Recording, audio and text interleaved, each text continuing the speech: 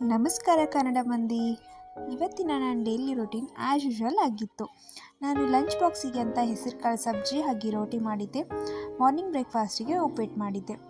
Box ಎಲ್ಲ pack ಮಾಡಿ ನಾನು ರಿಮೈನಿಂಗ್ ಅಡುಗೆ ಎಲ್ಲ ಮುಗಿಸಿ ಕ್ಲೀನಿಂಗ್ ಮಾಡಿ ನಾನು ವರ್ಕ್ ಸ್ಟಾರ್ಟ್ ಮಾಡಿದೆ. ಹೀಗೆ ನನ್ನ ಡೈಲಿ ರೂಟೀನ್ ಮುಗೀತು.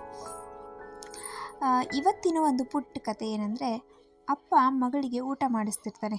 ಆವಾಗ ಮಗಳ ಕೈಯಲ್ಲಿ 2 ಆ್ಯಪಲ್ ಇರುತ್ತೆ. ಅಪ್ಪ ಕೇಳ್ತಾನೆ, ನನಗೊಂದು ಆ್ಯಪಲ್ ಕೊಡ್ತೀಯಾ ಮಗಳೇ ಅಂತ.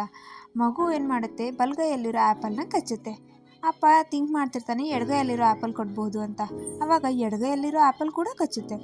ಅಪ್ಪ ಥಿಂಕ್ ಮಾಡ್ತಾನೆ, ನನ್ನ ಮಗಳನ್ನ ನಾನು ಎಷ್ಟೊಂದು ಸ್ವಾರ್ಥಿಯಾಗಿ ಬೆಳೆಸ್ಬಿಟ್ನಲ್ಲ ಅಂತ. ಆವಾಗ ಮಗು ಹೇಳುತ್ತೆ, ಅಪ್ಪ ಎಡಗೈಯಲ್ಲಿರೋ ಆ್ಯಪಲ್ ತಗೋ, ಇದು ತುಂಬ ಟೇಸ್ಟಿಯಾಗಿದೆ ಅಂತ. ಆವಾಗ ಅಪ್ಪನಿಗೆ ರಿಯಲೈಸ್ ಆಗುತ್ತೆ, ನನ್ನ ಮಗಳನ್ನ ನಾನು ತಪ್ಪಾಗಿ ಅರ್ಥ ಮಾಡ್ಕೊಂಡೆ ಅಂತ. ಅದೇ ರೀತಿ ಯಾವುದೇ ವಿಚಾರಕ್ಕಾಗಲಿ ಯಾರ್ದಾರ್ದು ಬಗ್ಗೆ ಆಗಲಿ ಡಿಸಿಷನ್ ತಗೋಕ್ಕಿಂತ ಮುಂಚೆ ಸ್ವಲ್ಪ ಥಿಂಕ್ ಮಾಡಬೇಕು ಅಂತ. ನಿಮಗೆ ಹೇಗೆ ಅನ್ನಿಸ್ತು ಈ ಪುಟ್ಟ ಕತೆ? ಕಮೆಂಟ್ ಸೆಕ್ಷನ್ಗೆ ಹೇಳೋದನ್ನು ಮರಿಬೇಡಿ. See you in the next blog. Bye.